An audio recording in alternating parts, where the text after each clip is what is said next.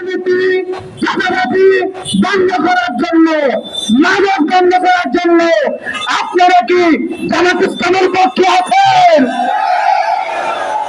আগামী নির্বাচনে আমাদের প্রার্থী ডক্টর জাহাঙ্গীর আলম ভাইকে ভোটের মাধ্যমে নির্বাচিত করে গাজীপুর দিনকে আমরা জামাত ইসলামীকে উপহার দিতে চাই।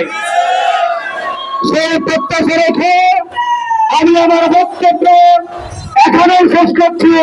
আসসালামু আলাইকুম ওয়া রাহমাতুল্লাহ।